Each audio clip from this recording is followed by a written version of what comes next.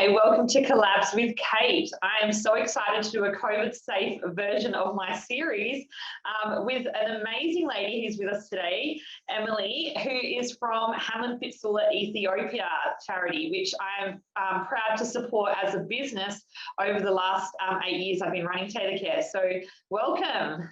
Thank you so much, Kate. Thank you so much for having me. Love that we're still able to do this in lockdown via Zoom. And yeah, thank you so much for giving us, not only Hamlin, but other organisations a platform to sort of share their story and talk about the mission and share it with your networks. Really appreciate it. Yeah, it's really exciting to meet with you and learn a little bit about Hamlin and the work that you guys do. But you've been the communications manager there for quite a while, haven't you? And you've actually been on 3 trips to Ethiopia in that time as well. So I'm guessing it's something that you're very passionate about to be doing it for so long, for 6 years. I am. Yeah, a bit over 6 years now, 6.5 years. I've led 3 trips to Ethiopia with supporters and to see the program work in the flesh and to travel around the country. So yeah, both the cause and the country is very dear to my heart. And yeah, absolutely passionate about both women's health, reproductive rights, education from both, children, women and communities. And, doing everything in my small way here in Australia, doing everything we can to eradicate this preventable childbirth injury. Yeah, it's incredible. And I came to know about Hamlin when I went through my own journey with complications in childbirth with my daughter, who's now 5. I had, a hemorrhage bleed 2 weeks post-birth, and it ended up being rushed to hospital, into surgery, not knowing whether they'd have to end up doing a full hysterectomy to get me to stop bleeding. I thought, to me, it was more traumatic than the childbirth itself. And it made me have that kind of reality hit that, thank God I'm in Sydney, Australia, and not in the middle of Africa somewhere. And I guess that's what led me on the journey to explore what charities help women in third world countries who have complications in childbirth and how do we help them. And so that's how I found out about Hamlin and the amazing work of Catherine and her husband over the years in Ethiopia and the legacy that they've left behind now. So yeah, it's quite an amazing journey. It's a very personal connection that you have to it as well, having that experience. And yeah, firstly, it sounds like a traumatic experience. I'm so sorry that you had to endure that. But yeah, I guess on the flip, the fact that you were in Australia and were able to access adequate maternal health care in a timely fashion meant that your fate would have been very different if you were to be in Ethiopia. And I think that's one of the biggest challenges is just the lack of access to maternal health care. Dealing with these childbirth injuries. So Hamlin Fistula Ethiopia is really today a very extensive healthcare network across Ethiopia. There are 6 fistula hospitals.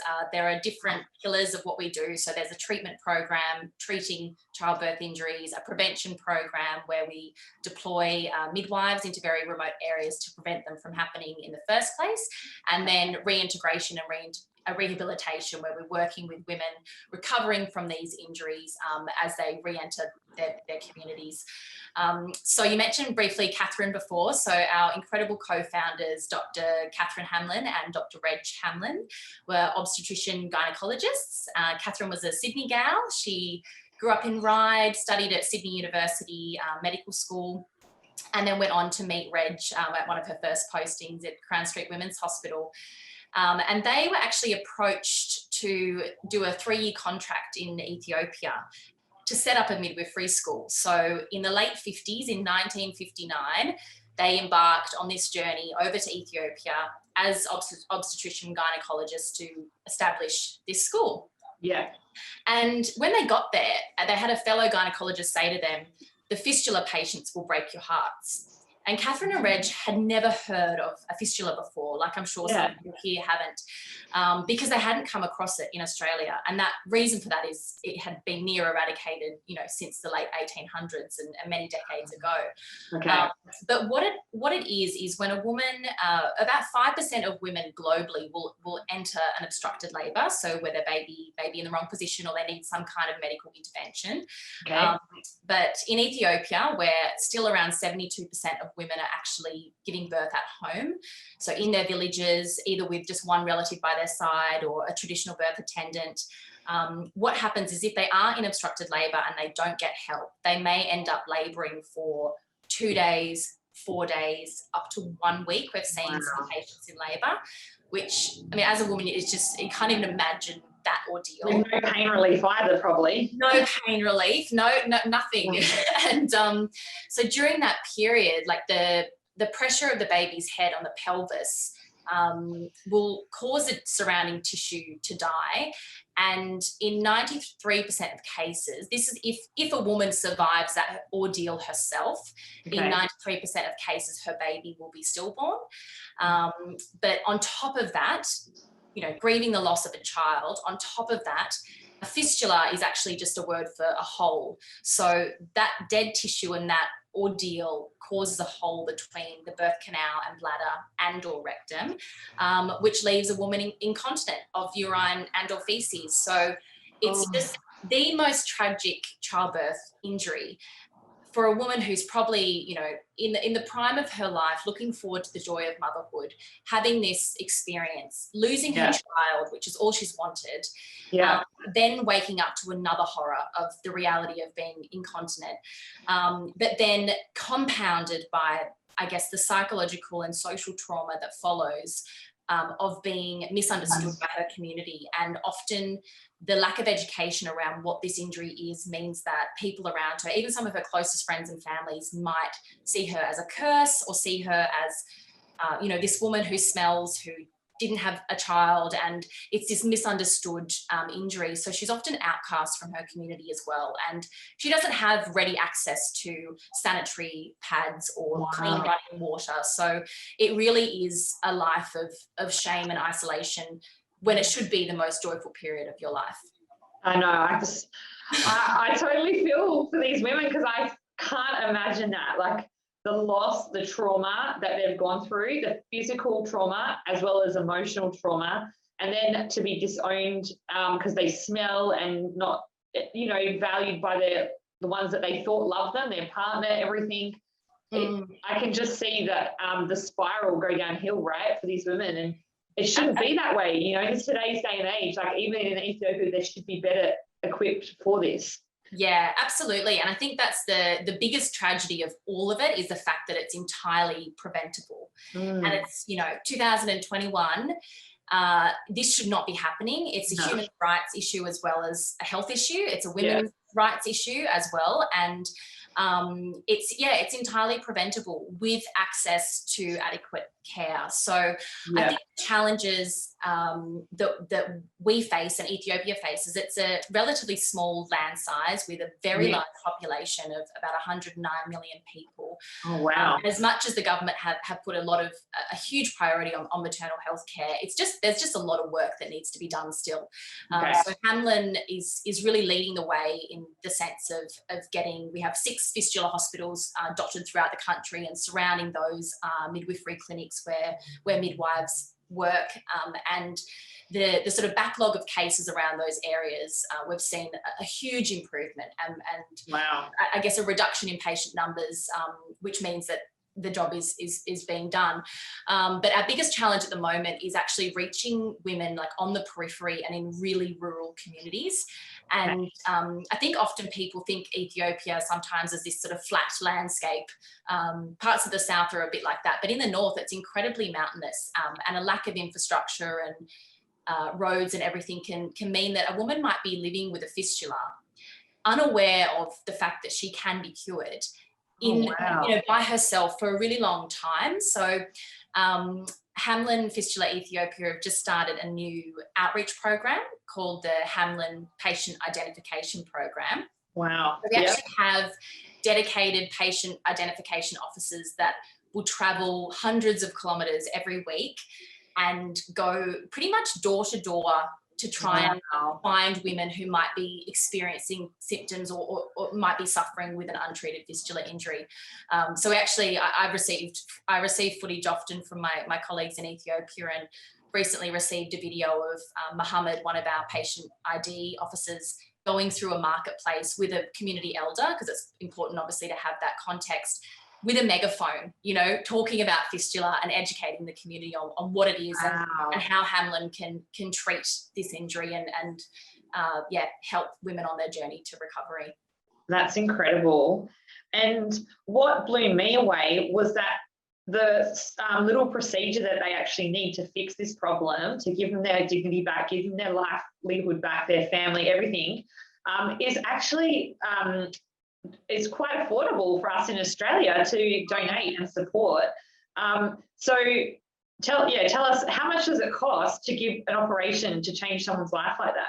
Yeah, so I mean, one of the most beautiful things about Hamlin's work in Ethiopia is it's provided to the patient completely free of charge. Ethiopia is a poor country, and asking women to get a bus fare, let alone paying for an operation, is a barrier. Exactly. Yeah. So the cost of a simple fistula operation in one of our regional hospitals is approximately 700 Australian dollars. So for that amount, in most cases, fistula can be cured with a simple surgery. Some might require more ongoing treatment depending on the complexity and how long they may have lived with it. But for most women, they can have one surgery and be cured of their incontinence for $700, which is just, incredible. And then if they then go on to fall pregnant again, which does happen, Hamlin has a safe birthing facility for any former patient to come and have a cesarean delivery in the Hamlin hospital environment. So it's just wonderful. Yeah, I love it, because so my daughter's nearly 6, so that means that I've been supporting you guys for probably about almost 5 years now. And one thing I love is that I didn't realize there was actually 6 hospitals now, so that's amazing. But also to know that just one little event that I do to fundraise for you guys can actually, my goal every time is to make enough for one operation. As a business owner, that's something I feel, as a small business owner with only 5 staff, I feel like that's something achievable that we can all work towards, the $700. So something that we've done is, say, City to Surf, as a team we've all fundraised for Hamlin. One year we did that. And then also we've done high tea that you guys often do in October. We did one in our building at the time. And I thought, how can I get people in my building behind this cause? Now, a lot of people in our buildings are small business owners like us. So I just thought, you know what, why don't we bring something together to get them all to connect and do a morning tea in the main kitchen area, and then everyone can come and buy something, buy a cupcake, buy some cookies, and learn about Hamlin, and hopefully we can raise enough to get an operation for a woman.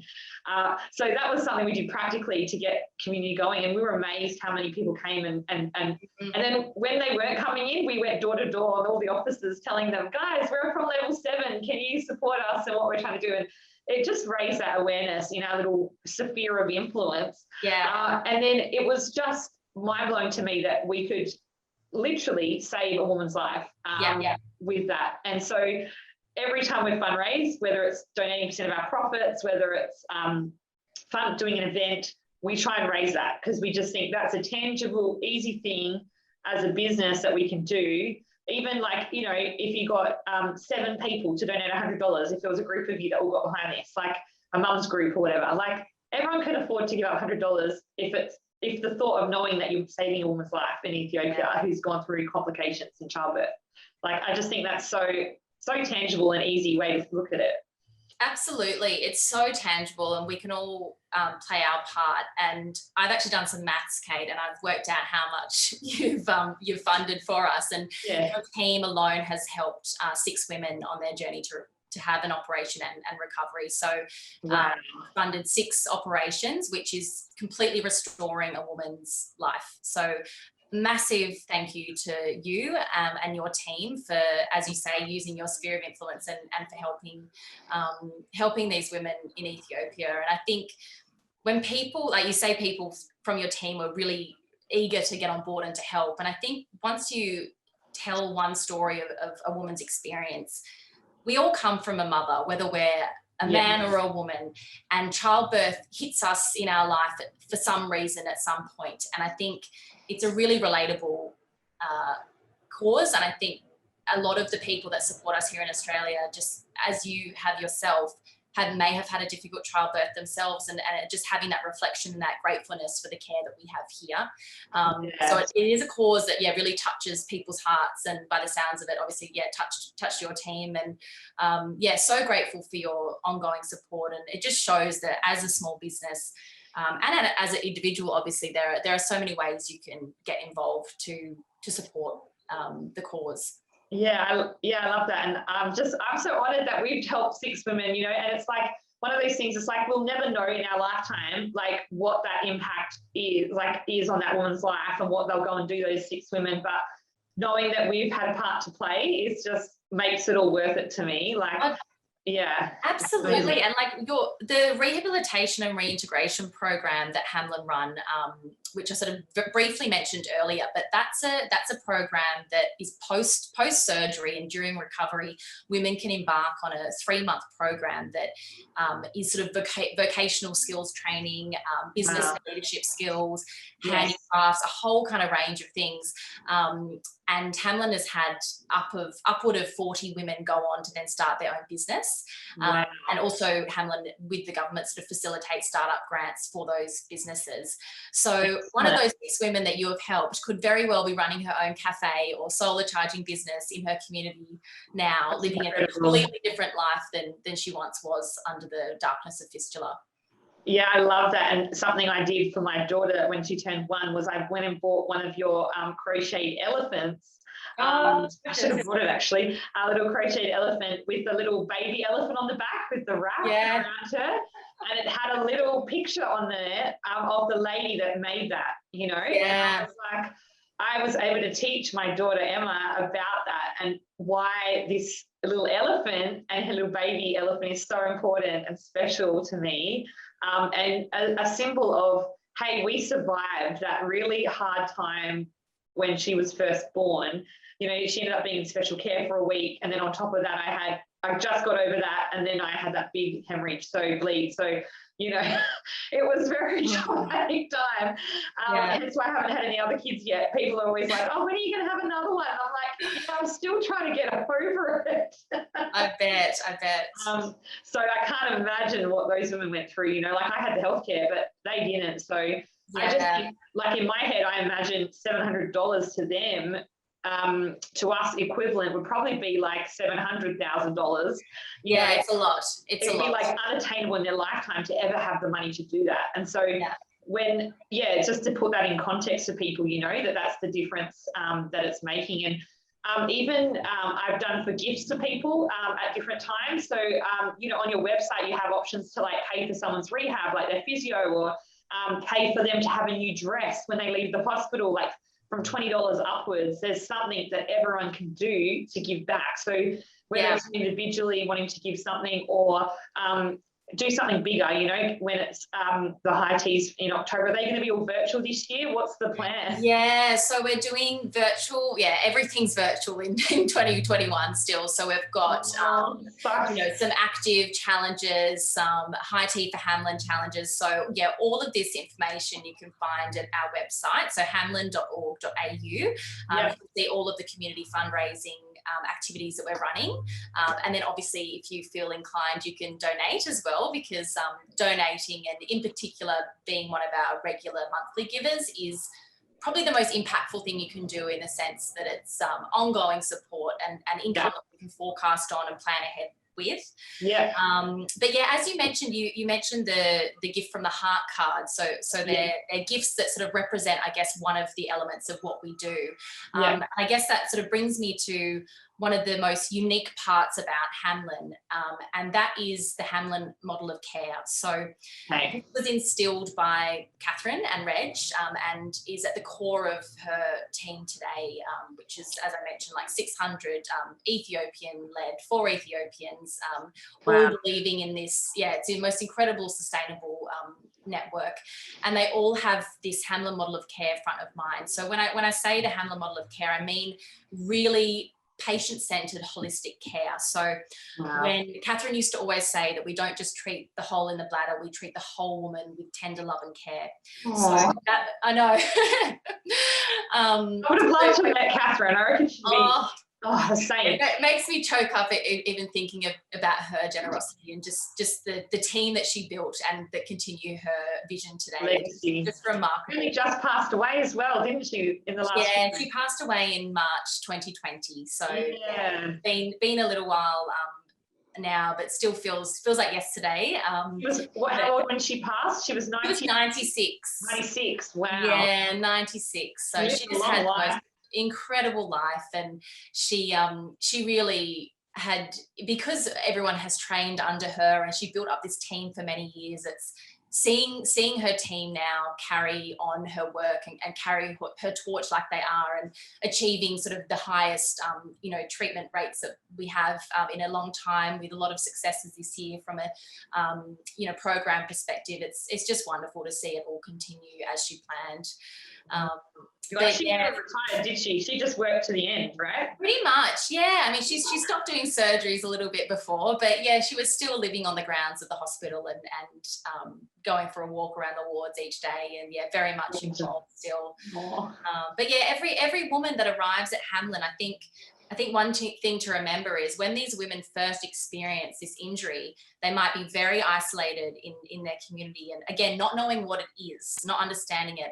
They think that they're the only woman with this issue, and they think that they've done something wrong. It's a misunderstood thing. So when they arrive through the gate of a Hamlin hospital, it's suddenly seeing this sea of other women who have also experienced the loss of a child, this horrible injury, and for the first time they're seeing hope and belonging and feeling like that they're in a place now that is nurturing them. They're given one of our beautiful, colourful hand knitted blankets, which every patient receives, a dress, nutrition, beautiful nutritious food made by our cooks at Hamlin, physiotherapy, whether that's pre-operative and post-operative, a whole range of different elements of this care. They are also given a personalised counselling program for some of the trauma that they may have suffered mentally as well. So this sort of oasis of healing and hope that you kind of walk in and it's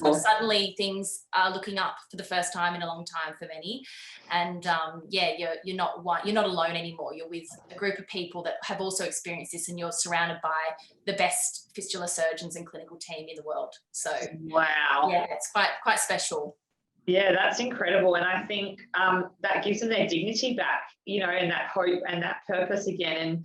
And I just love that it's just grown so much, Hamlin, since I started supporting it, and the work you guys are doing and seeing all the practical things we can do. And, in 2021, what do you think as small, medium or corporate size businesses that are watching this, like what things could we be doing more of to support the work of Hamlin and what they're doing in Ethiopia, would you suggest? Yeah, I think there's sort of three main things that I can think of. And one is supporting funding the programs. So thinking about giving donations to support, whether it's the treatment side of things or prevention or the rehabilitation, like just actually funding one of those 3 areas. Yeah. The second thing would be, I guess, just a sharing of skills and knowledge and experience, and whether there's any sort of pro bono assistance that they could help with for our organisation here in terms of just streamlining and being more efficient from our sort of program running. And thirdly, raising awareness, and I guess harnessing your networks and thinking about maybe the organisation that you work for can access an audience that we can't currently access, or it's got this unique position to kind of give a platform and a voice to this organisation and spread awareness and spread the mission. So yeah, that's sort of the three things I can think of that would be just wonderful to see more businesses get involved with. Yeah, we'll definitely put the link to the website in this video as well, so people can check it out for more information. And I think it's a really big thing is using your platform. And I've always done that when I've done fundraising events, whether it's just the people in my building, whether it's my recruitment network on LinkedIn, through my networks, I call around like, hey, can you get behind this? I just think the power of our network and the power of social media, this is why I love Collabs with Kate, and how we can actually raise awareness to things that are going on that maybe we didn't know about, and I think, and the practical ways that we can help too. I think that's the thing, is making us aware, but then giving us something we can do. So to give back and help. So definitely encourage you guys, if this is, if anyone's watching, this is something that's important to you as well, that you've been through, someone that has gone through complications in childbirth. If it's something that just is on your heart as a woman, that you just want to support that, please jump on and support the work of Hamlin and what they're doing out there, because without us as business owners and individuals giving back, we can't keep doing the work they're doing. It's just vital in that community.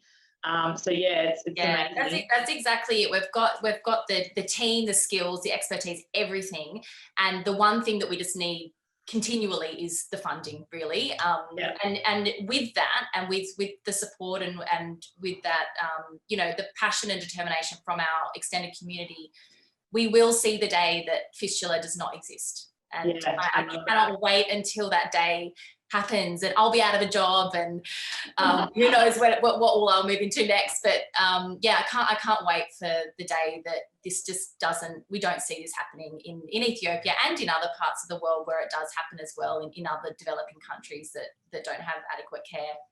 And I guess one thing that does come up, I hear from people, is they can be a little bit cynical about supporting charity, because they think, oh, my donation's just going to go on admin costs.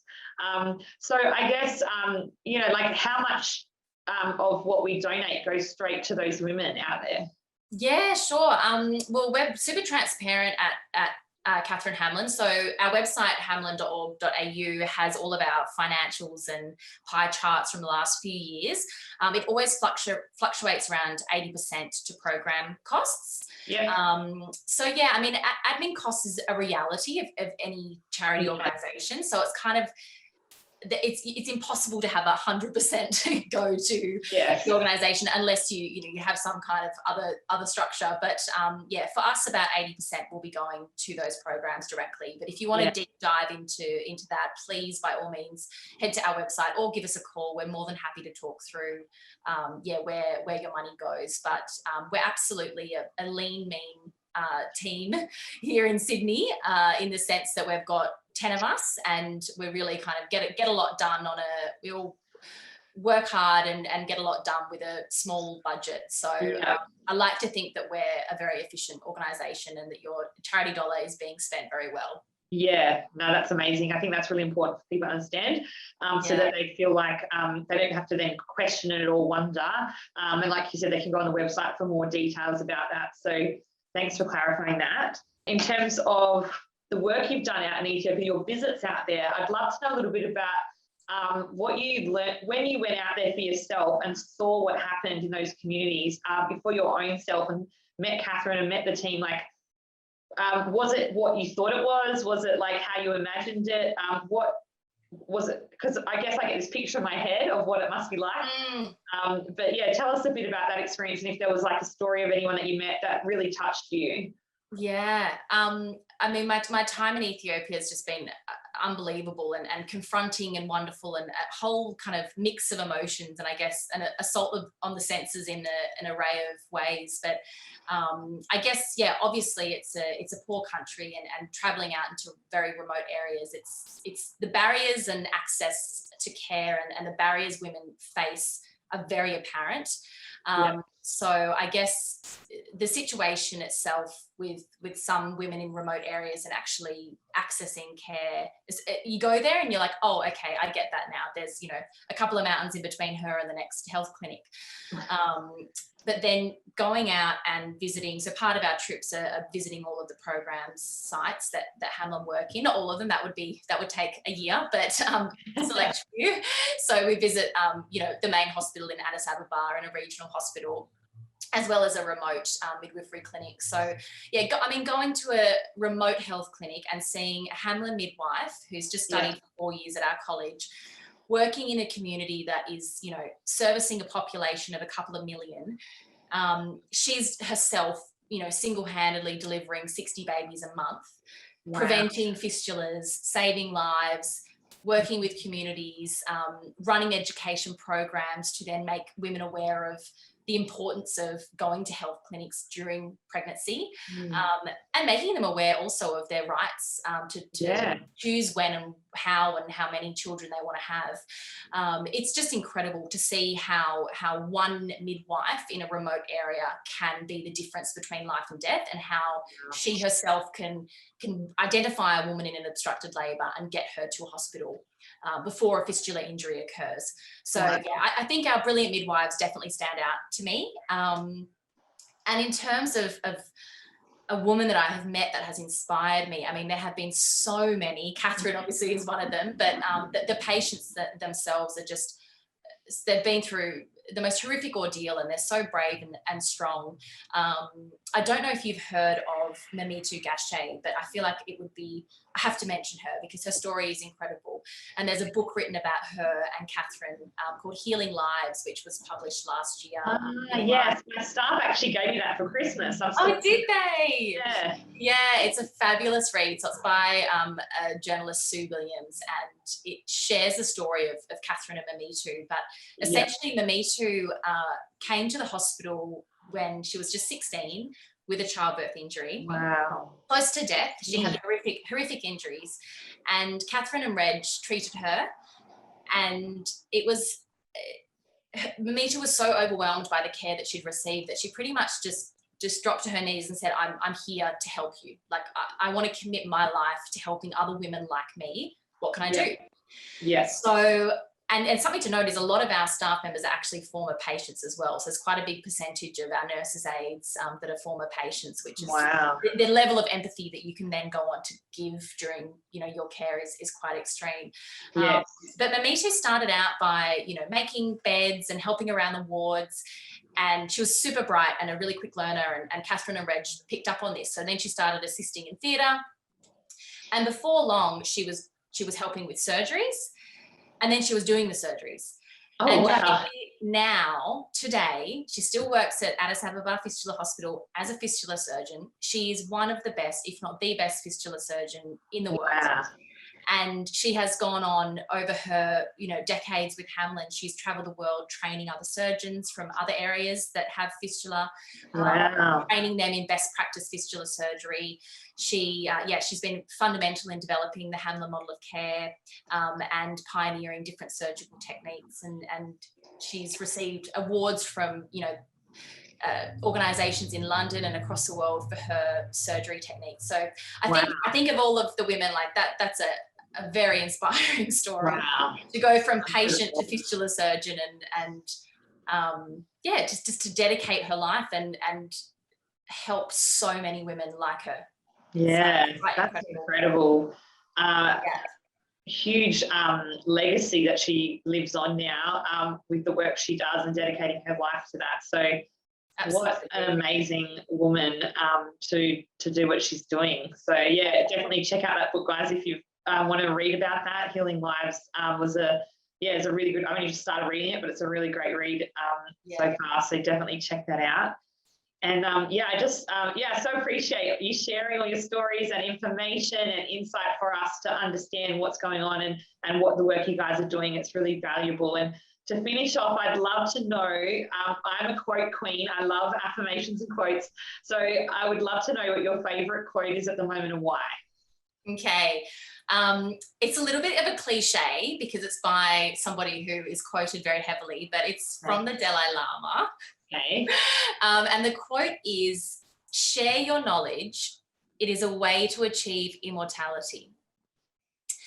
And I just love this quote because it's just, I guess, talking about the power of collaboration and knowledge sharing. And I feel like you touched on it a few times in this conversation, Kate, that there are so many issues that we have in the world, and there are so many incredible not-for-profit organisations, individuals, organisations working towards cures and solutions and everything. And only when we share our knowledge and work together do we have points of innovation and points of change and progress. And I think that's my favourite quote at the moment, because I'm just all about what you're doing right now, sharing knowledge, giving us a platform and collaborating. And I think it's only when we come together and two minds is better than one, and coming together and banding together and collaborating is where we have real change and lasting change. Yeah. So, yeah. I love that. That's so good. Thank you for sharing that. And thank you so much for your time to come on with Collabs with Kate on Zoom, COVID safe, and stay safe. And thank you so much for your time. And we look forward to connecting again soon. Oh, wonderful, Kate. Thank you so much for having me. Really appreciate it.